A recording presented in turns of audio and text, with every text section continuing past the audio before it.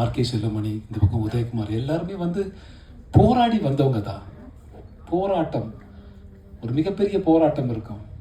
இது வந்து என் முன்னோர்கள் கிடையாது. நான் வந்து செத்து சுண்ணமாயிருக்கேன் சின்ன வயசில். நடிக்கும்போது ஒரு பெரிய பயம் இருக்கும். இப்போல்லாம் தீபாவளிக்கு ஊருக்கு போவாங்க எல்லாரும். நான்லாம் லாஸ்ட் மினிட்ல வண்டி ஏறி ஊருக்கு போய் தலையை காமிச்சு நைட்டோட இருட்டில் கிளம்பி வந்துடுவேன். ஏன்னா அச்ச உணர்வு, படித்து முடிச்சிட்டோம், திரைப்பட கல்லூரியில் மாணவன் ஆகிட்டோம், அடுத்து நம்ம என்ன பண்ண போகிறோம் அப்படின்ற ஒரு பயங்கர பயம் ஒன்று இருக்கும். என்னை விட அதிகமாக நேசித்தவர் என்னுடைய தகப்பனார். எப்படின்னு கேட்டிங்கன்னா, ஒரு சின்ன விஷயம் சொல்லி முடிச்சிடுறேன். நான் பார்த்திப சார் ஷூட்டிங்கில் இருக்கேன் இந்த வாகினி ஸ்டுடியோவில். நைட்டு வந்து லேட் ஆகும் சார்னு சொல்கிறாங்க. நான் பரவாயில்லன்னு விட்டுட்டேன். பரவாயில்ல சார், எவ்வளோ நேரம் ஆகும்? ஒரு 10:30 11 o'clock ஆகிடும் சார். சரி பரவாயில்ல, 11:30 ஆனாலும் பரவாயில்ல. ஒரு நாள் திடீர்னு வந்து ஒரு அசிஸ்டன்ட் வந்து, சார் உங்களுக்கு முடிஞ்சது சார் அப்படின்றார். முடிஞ்சது அப்படி 8:30 மணி இருக்கும், 9 மணி இருக்கும். முடிஞ்சது அப்படி முடிஞ்சது சார், உங்களுக்கு முடிஞ்சு சொல்லிட்டேன். நான் உங்களுக்கு போய்ட்டு டவுட் கன்ஃபார்ம் பண்ணுறேன். முடிஞ்சது சார்னு சொல்கிறாங்க. சரி சார், தேங்க்யூ சார், நான் கிளம்புறேன் பார்த்து சார் சொல்கிறேன். பாய் சொல்லிட்டு வீட்டுக்கு வரேன். திரும்ப ஒரு அசிஸ்டன்ட் ஓடி வர்றார். ஓடி வந்து, சார் நாளைக்கு டேட்டு கேட்டிருந்தோம் உங்ககிட்ட, அந்த டேட்டு நாளைக்கு வேணாம் சார். ஃப்ரீ பண்ணுறாரு என்ன. நாளைக்கு வேணாமா உங்களுக்கு? வேண்டாம். அப்படியே சார், நாளான்னைக்கு வேண்டாம் சார். So nice, thank you. இன்னொரு ஃபோன் வருது எனக்கு, அதில் என் தகப்பனார் தவறிட்டார் அப்படின்னு.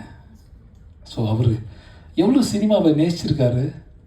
அவருடைய சாவுக்கு நான் போகணுன்றதுக்காக எனக்கு 2 hours முன்னாடியே என்னை வந்து சினிமாவிலேருந்து என்னை வந்து ரிலீவ் பண்ணிவிட்டு 2 daysக்கு நான் அவர் டெட் பாடி கூட இருக்கணுன்றதுக்காக 2 daysக்கு எனக்கு ஷூட்டிங்கே என்னை விட்டுட்டு, என்னை விட அதிகமாக நேசித்தவர் என்னுடைய தகப்பனார் என்று எனக்கு தெரிகிறது. என்னோட அதிகமாக நேசித்தவர் எங்கள் அப்பா. இவன் இருந்தால் இந்த இந்த திரையுலகம் நன்றா நான் இன்றைக்கு நடிகராக நிற்கிறேன் என்று சொன்னால் அதற்கு அப்புறம் ஒரு காரணம். இதெல்லாம் வந்து அன்றைக்கி நைட்டு பௌர்ணமி தான். இந்த பௌர்ணமி விழா நடக்குது, இந்த பாமக விழா நடக்குது. இந்த விழாக்கு நான் போயிட்டுருக்கேன். அந்த விழா தாண்டி தான் மகாபலிபுரம் வழியாக இந்த பக்கம் போனால் ஈஸியாக போயிடலாம். ஸோ நான் வீட்டுக்கு போய் தான் கிளம்பி போகிறேன். அப்போ எங்கள் தகப்பனாரோட டெட் பாடியை பார்க்குறேன். பார்த்துட்டு நான் சொன்ன ஒரே விஷயம், உங்கள் கூட இருக்கிறதுக்காக ஷூட்டிங்கெல்லாம் எனக்கு ஃப்ரீ பண்ணிக்கலாப்பா அப்படின்னு கேட்டேன் என் தகப்பனார்கிட்ட.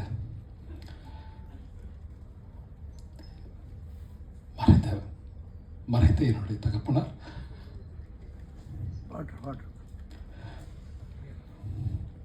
தேங்க்யூப்பா. இதெல்லாம் வந்து யாரும் சொல்ல மாட்டாங்க. இது ஒரு பெரிய நடிகராக இருந்தால் பெரிய விஷயமா மாறும்.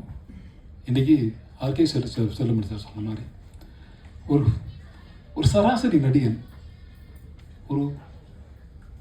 இன்றைக்கி எங்களை முடிவு பண்ணுறது, என்ன முடிவு பண்ணுறது குறிப்பாக சொல்லலாம். எனக்கு போட்டியே இல்லைன்னு நினைக்கிறீங்க நீங்கள். இந்த படம் பார்த்தீங்களா, இந்த மெட்ராஸ் மாஃபியா கம்பெனி, இந்த இடத்துக்கு என்னை தள்ளிவிட்டது யாருன்னு நினைக்கிறீங்க?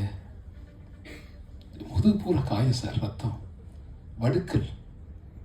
என்னை குத்தி கொலை பண்ணிட்டாங்க. என்னை வந்து ஒரு படம் வீட்டுக்கு வந்து பேசுவாங்க, பேசிட்டு போவாங்க, அந்த படம் வந்து மிஸ் ஆகும். ஏதோ ஒரு காரணம் இருக்கும். யார் காரணம்னு சொன்னால் அந்த படத்தோடைய கதாநாயகனாக இருக்கலாம், யாரோ ஒருத்தங்க இருக்கலாம். அவங்க முடிவு பண்ணுவாங்க, இந்த கேரக்டருக்கு இவர் இருந்தால் கரெக்டாக இருக்கும், வேறு யாராக வேணாம். ஸோ இந்த இடத்துக்கு என்னை தள்ளி விட்டுறதுக்கு வேறு வழி தெரியல சார். எனக்கெல்லாம் வேறு வழி தெரியல உண்மையாகவே. இந்த மெட்ராஸ்கா இந்த படத்தில் நான் லீட் ரோலை பண்ணியிருக்கேன். அஃப்கோர்ஸ் லீட் ரோல், கதாநாயகன் கிடையாது, கதையினுடைய நாயகன், அவ்வளோதான்.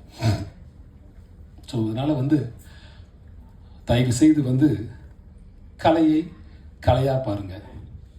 இன்றைக்கி வந்து என்னுடைய சகோதரி ஒருத்தவங்க பேசினாங்க, ரொம்ப நேர்மையான பேச்சு, நானும் ரசித்தேன் அந்த பேச்சை. திரையுலகத்தில் இன்றைக்கு நாம் படுகிற கஷ்டம், இன்றைக்கி நமக்குன்னு ஒருத்தர் வேணும்னா அப்படின்னா ஒரு 100 பேர் இருக்கும், அதில் 10 பேர் தான் வேணும்னா 10 பேர் சூஸ் பண்ணுற இடத்துல ஒருத்தங்க இருக்காங்க. அதனால் தயவு செய்து ஆர்கே செல்வமணி போல், உதயகுமார் போல், பேரரசுலாம் வந்து இன்றைக்கி ஒரு மிகப்பெரிய இயக்குனர் தான், இல்லைன்னு சொல்லலை. ஆனால் நம்மளுடைய சாபக்கேடாக என்ன காரணம்னு தெரியல, ஒதுக்கி வச்சுட்டு இந்த பக்கம் ஒருத்தரை செலக்ட் பண்ணுறோம் நம்ம. ஸோ அதுலேயும் மிங்கிள் பண்ணி போயிட்டே இருக்கும். இந்த ஓடுற குதிரை என்றைக்குமே ஓடுன்ற மாதிரி அதில் வந்து தாண்டி போயிட்டுருக்கோம் பார்த்துட்டு. ஸோ அதனால் இந்த படத்தில் இந்த படத்தில் வந்து மெட்ராஸ் மாஃபியா கம்பெனி நாங்கள் வந்து குறித்த நேரத்துக்கு முடித்தோன்னா அதுக்கு முதல் காரணம் என்னுடைய இயக்குனர். எனக்கு டைமே கொடுக்க மாட்டார். எனக்கு டைம் கொடுக்காம அவர் ப்ராமட்டிங் பண்ணுறதை நான் பேசுவேன். இது ஒரு சீனாக இருக்கும். நானும் முனிஷ்காந்தெல்லாம் பண்ணியிருப்போம். இந்த சீனாக இருக்கும். நான் சொன்னேன், நீங்கள் பேசுங்க, நீங்கள் பேச நான் எடுத்து பேசுகிறேன். தெலுங்கு படம் பண்ணி எனக்கு பழக்கம், அதனால் நீங்கள் பேசுங்க அப்படின்னு சொல்லிட்டு அவர் ப்ராமிட் பண்ணார். மழை வர பெஞ்சிட்ருக்கு. மழை பெய்யும் போது மழையில் அந்த சீன் எடுத்துகிட்ருக்கோம். முடிச்சாகணும், முடிச்சுட்டு போகணும். உடனே போகணும். 1 ஹவரில் ஷிஃப்டிங். ஒரு நாளைக்கு 5 சீன் 6 சீன் எடுப்பார் டேரக்டர். இவருக்காக நானும் ஒத்துழைச்சேன் இவருக்காக. என்ன பரவாயில்ல சார், பரவாயில்ல, நீங்களே பண்ணுங்கள். இந்த ஆனந்தராய் தான் இந்த படத்தில் பார்ப்பீங்க நீங்கள். இதில் வந்து ஒரு டிஃப்ரெண்ட்டான கதை. இந்த கதைக்காலம் ரொம்ப புதுசாக இருக்கும். இது நல்ல படம் என்று உங்களுக்கு தோன்றினால், உங்கள் மனசாட்சிக்கு தோன்றினா நீங்கள் நல்ல படம்னு எழுதுங்க. கண்டிப்பாக வந்து என் பத்திரிகை நண்பர்கள், இந்த ஊடக சமுதாயம் வந்து 4 தூணில் ஒரு தூண் மாதிரி நீங்கள் கொண்டு போய் சேர்க்கறதா இன்றைக்கி நல்ல படமா கெட்ட படமா. நல்ல படம் என்று நாங்கள் எடுத்திருக்கிறோம். நல்ல படத்தை நீங்களும் வரவேற்கின்ற நம்பிக்கை எனக்கு இருக்கிறது. இந்த படத்திற்காக உழைக்க அனைவருக்கும் நன்றி நிறைந்த வணக்கத்தை தெரிவித்துக்கொண்டு, எனக்கு காசு கொடுத்த தயாரிப்பாளர்லேருந்து காஃபி கொடுத்த தயாரிப்பு நிர்வாகி வரை, இன்றைக்கு அசிஸ்டன்ட் டைரக்டர்லேருந்து இன்றைக்கி பிஆர்ஓலேருந்து இந்த நிகழ்ச்சியை நடத்தின என்னுடைய சகோதரி ரோகிணி, அவங்க உள்ளே சொன்னாங்க, பேரை மறந்துட்டேன். என்னுடைய பாருங்க, என்னோட மகளாக நடித்தாங்க அவங்க படத்தில். ஆனால் அவங்க பேரே நான் இன்னும் ஞாபகம் வச்சுக்கல. பேர் கேட்டு ஞாபகம் வச்சுக்கல. ஆராதனான்னு பேர் சொன்னாங்க அவங்க என்கிட்ட. இப்போ தான் பேரே கேட்டு தெரிஞ்சுக்கிறேன். அது என்ன பண்ணுறது சொல்லி பார்த்தோம். தேங்க்யூ, ரொம்ப நன்றி. Thank you very much. இது வந்து